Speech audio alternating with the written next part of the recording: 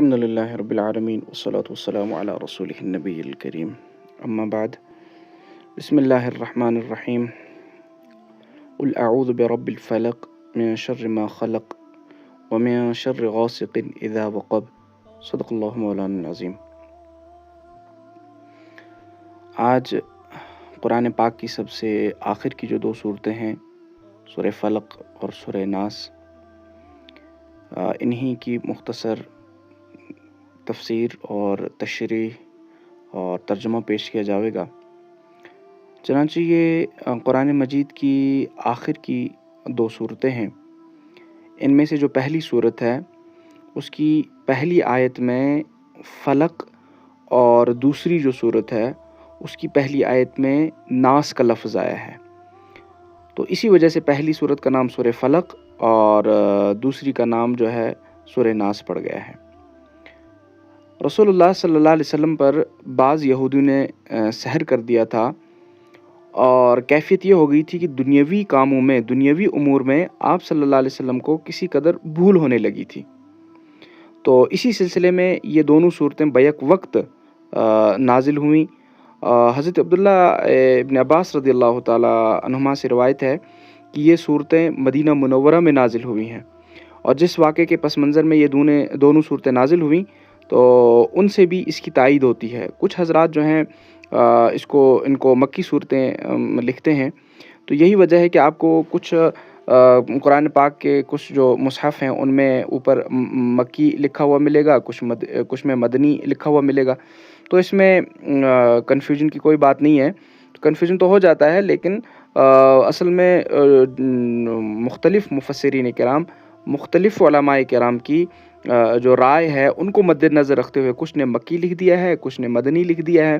لیکن راجح قول جو ہے وہ یہی ہے کہ یہ دونوں صورتیں جو ہیں وہ مدنی صورتیں ہیں۔ چنانچہ یہ صورتیں بنیادی طور پر ہر طرح کے شرور سے امن و حفاظت کی دعا پر مشتمل ہیں۔ مسند احمد کی روایت ہے، حضرت عقبہ بن عامر رضی اللہ تعالیٰ عنہ سے مروی ہے کہ رسول اللہ صلی اللہ علیہ وسلم ہر نماز کے بعد ان دونوں صورتوں کو تاکید سے پڑھنے کا حکم فرماتے تھے۔ اور مسند احمد کی دوسری ایک روایت حضرت عقبہ ہی رضی اللہ تعالیٰ عنہ روایت کرتے ہیں کہ آپ صلی اللہ علیہ وسلم نے ان آیات کے نازل ہونے کے بعد فرمایا کہ یہ ایسی آیات ہیں کہ ان جیسی آیات دیکھی نہیں گئیں۔ اسی طریقے سے بخاری شریف کی روایت حضرت عائشہ صدیقہ رضی اللہ تعالیٰ عنہ ان سے مروی ہے کہ رسول اللہ صلی اللہ علیہ وسلم کا معمول مبارک تھا کہ جب سونے کے لیے بستر پر لیٹتے تو دونوں ہتھیلیوں کو جمع کرتے اور سورہ اخلاص، سورہ فلق اور سورہ ناس پڑھ کر ہتھیلیوں پر دم کرتے، اور پورے جسم پر اس طرح ہاتھوں کو پھیرتے کہ پہلے سر مبارک پر اور پھر چہرے پر ہاتھ پھیرتے، پھر جسم کے سامنے کے حصے پر آپ صلی اللہ علیہ وسلم ہاتھ پھیرا کرتے تھے، تو 3 دفعہ آپ صلی اللہ علیہ وسلم جو ہے یہ عمل فرماتے تھے۔ تو چنانچہ جو اس میں پہلی صورت ہے سورہ فلق، قل اعوذ برب الفلق، یا رسول اللہ صلی اللہ علیہ وسلم آپ کہہ دیجئے، قل آپ کہہ دیجئے، اعوذ برب الفلق، میں صبح کے رب کی پناہ مانگتا ہوں، من شر ما خلق، تمام مخلوقات کے شر سے،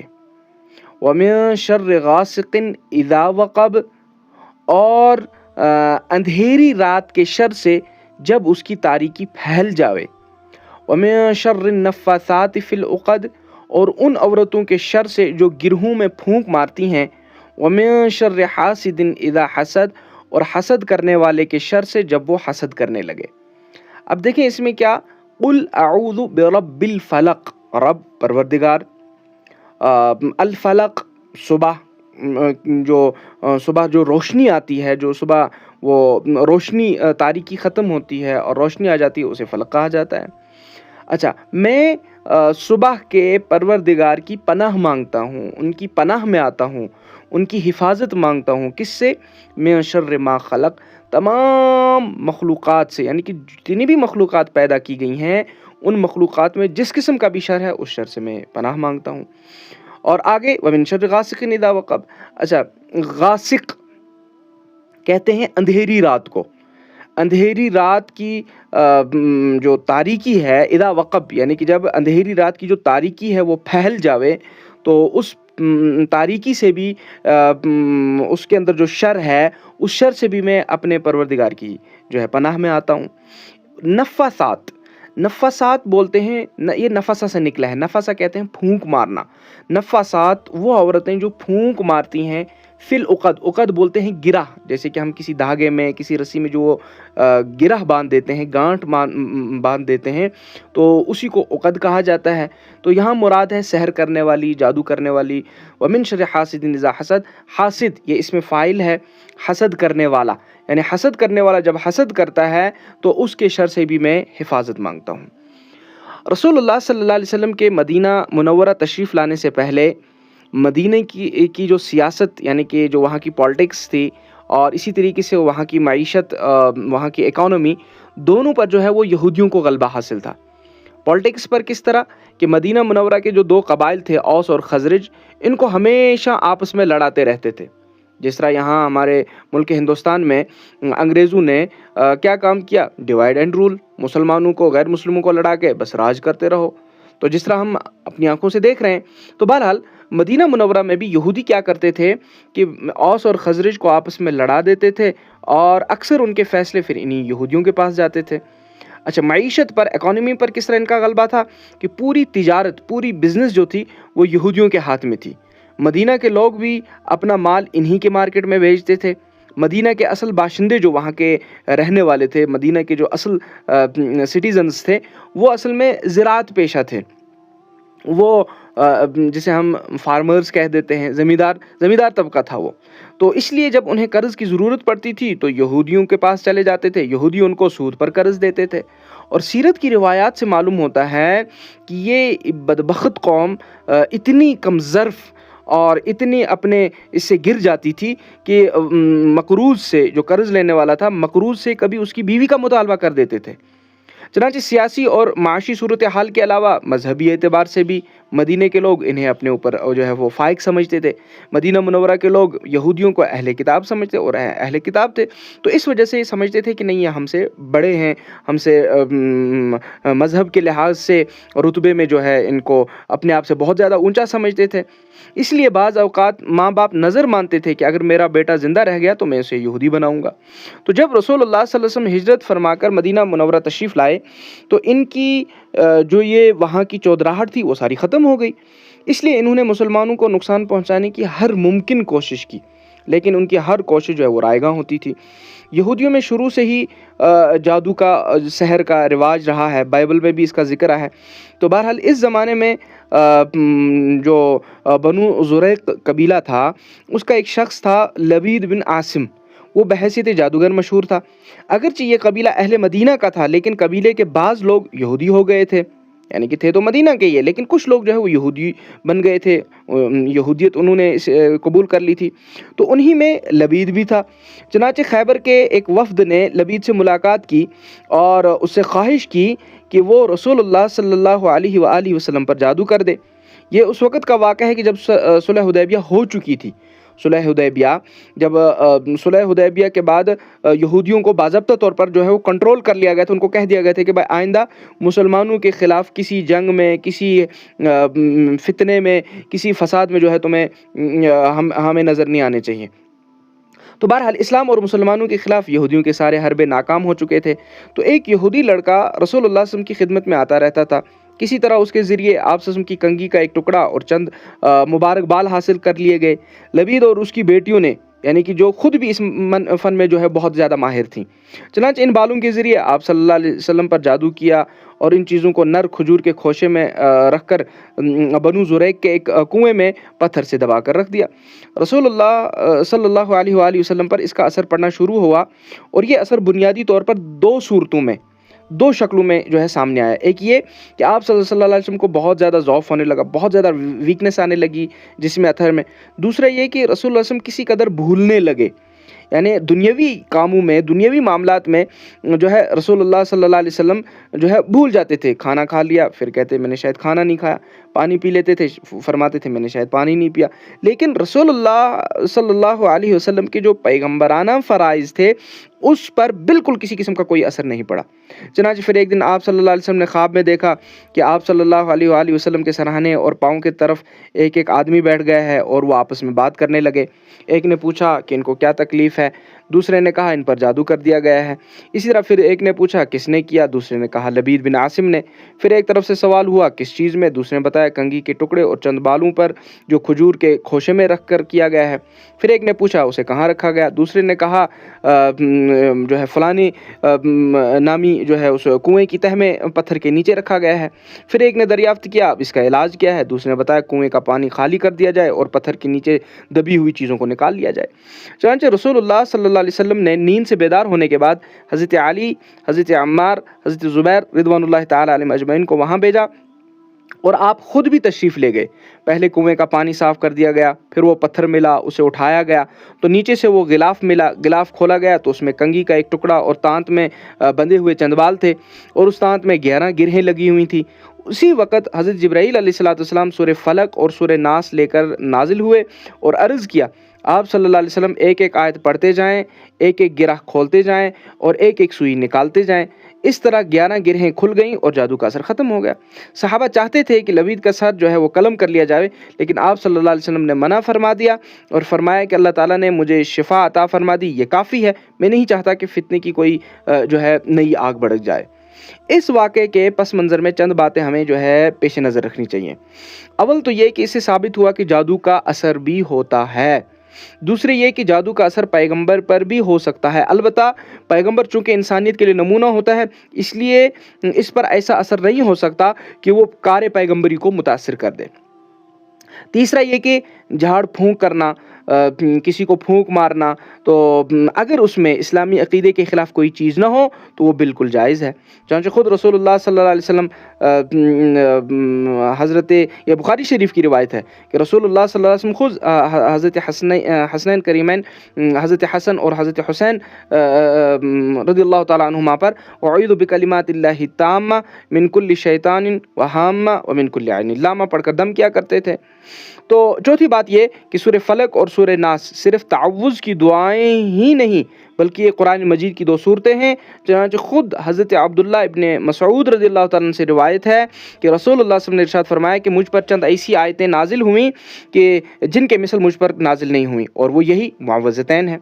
ان میں سے جو پہلی صورت سورہ فلق میں 4 چیزوں سے اللہ تعالیٰ کی پناہ چاہی گئی ہے. ایک، تمام مخلوقات کے شر سے، اس میں انسان ہیں، جنات ہیں، ضرر رساں جانور ہیں، نقصان پہنچانے والے پودے ہیں، بیماری پیدا کرنے والی غذائیں، سب اس میں شامل ہیں. دوسرا، اندھیری رات کے شر سے، کیونکہ دنیا میں شر اور نقصان کی بہت صورتیں رات کی تاریکی ہی میں نقصان پہنچاتی ہیں. چور ہیں، ڈاکو ہیں، ڈاکہ ڈالنے والے ہیں، قاتل ہیں، درندہ جانور ہیں، سانپ ہیں، بچھو وغیرہ ہیں، تو یہ رات میں ہی سرگرم عمل رہتے ہیں. زیادہ تر رات ہی کے وقت میں شباب و شراب کی محفلیں جمتی ہیں، پاک دامن عورتوں کی عزت پہ جو ہے حملہ کیا جاتا ہے. تیسرا، گرہوں میں پھونک مارنے والیوں یعنی جادوگرنیوں کے شر سے،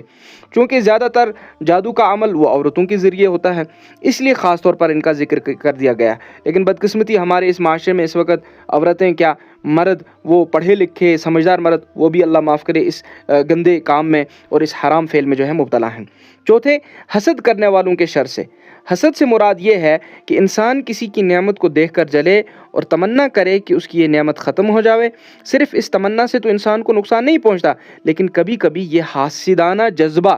اتنا بڑھ جاتا ہے کہ حاسد عملی قدم اٹھا لیتا ہے. اس لیے اسے پناہ چاہیے گئی. جس طرح ہمارے معاشرے میں ہم دیکھ رہے ہیں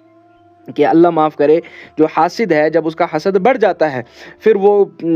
اپنے اس انسانیت کے اس معیار سے گر کر جو ہے حیوانوں سے بھی کبھی بدتر ہو جاتا ہے. اولئک کالانعام بل هم اضل، یعنی کہ جیسے قرآن پاک نے فرمایا کہ بھئی کبھی کبھار انسان کے اندر کیا ہوتا ہے کہ بھئی وہ انسانیت کا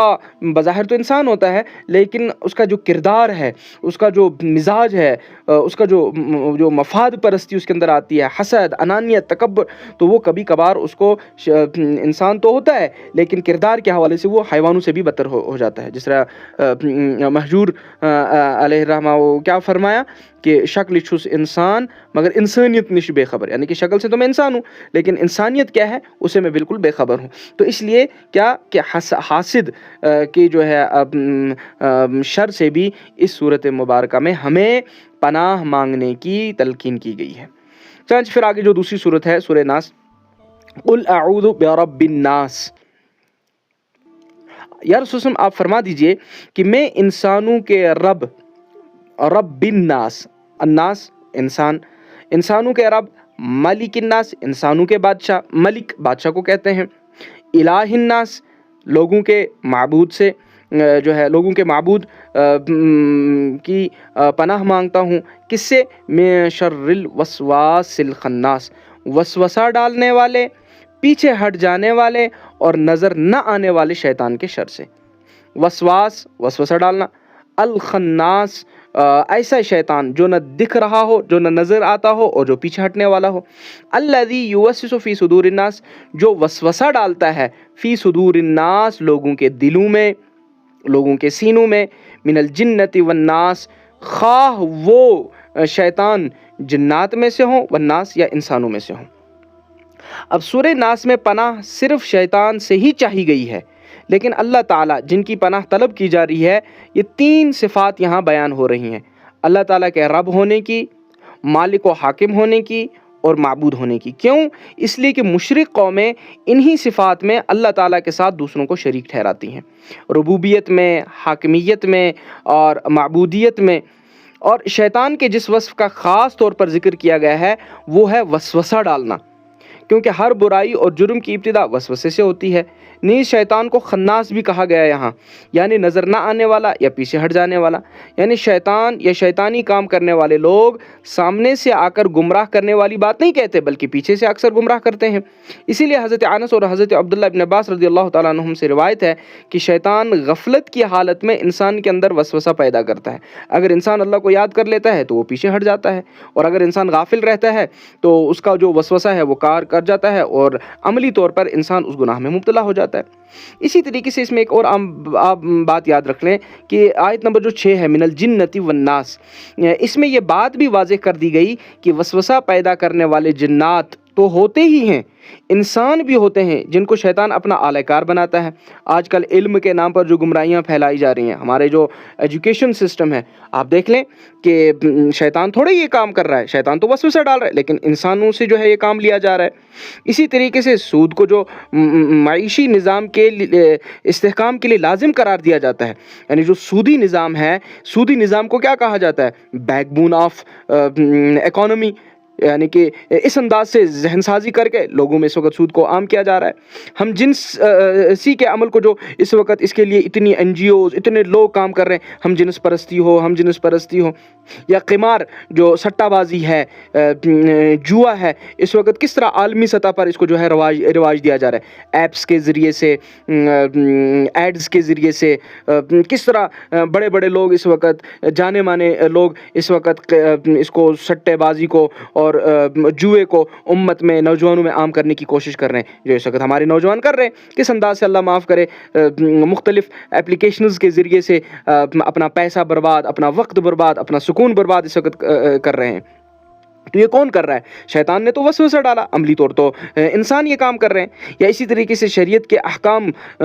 نماز، روزہ وغیرہ، ان اللہ معاف کرے ان سے اس وقت لوگوں کو دور کیا جا رہا ہے۔ تو یہ سب انسانی وساوس کی قسمیں ہیں جن کا فتنہ آج پوری دنیا میں اس وقت پھیلایا جا رہا ہے۔ یعنی شیطان جو ہے اس کا کام تو ہے صرف وسوسہ ڈالنا، لیکن اصل کام جو ہے وہ انسان کے ذریعے سے اس وقت کیے جا رہے ہیں۔ تو بہرحال یہ جو دو صورتیں ہیں یہ مدنی صورتیں ہیں، راجح قول یہی ہے، اور رسول اللہ صلی اللہ علیہ وسلم پر جب سحر کا اثر ظاہر ہوا، جب جادو کیا گیا، اس وقت یہ صورتیں نازل ہوئی ہیں۔ تو ہمارے لیے بھی اس کے اندر ایک بہت بڑا سبق ہے۔ اس وقت جو ہم دیکھ رہے ہیں گھروں میں بے سکونی ہے، روزگار کے حوالے سے، پڑھائی کے حوالے سے، لڑائی جھگڑے کے حوالے سے، ہر اعتبار سے اس وقت نوجوان بچے، نوجوان بچیاں ہمارے گھروں میں، تو اکثر اس کا دیکھا جائے گا، اگر ہم دیکھیں گے تو اللہ معاف کرے سحر، جادو، حاسدین، حسد کرنے والے تو اس وقت جو جو ہے عام ہو چکے ہیں، اور اپنا مفاد دے کر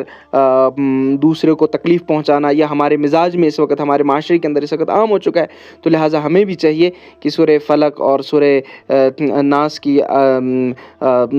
سونے سے پہلے یا دن میں جس وقت انسان کو وقت ملا، اکثر جو ہے اس کا ورد کرتے رہیں، اس کی تلاوت کرتے رہیں، تاکہ ہمارے لیے بھی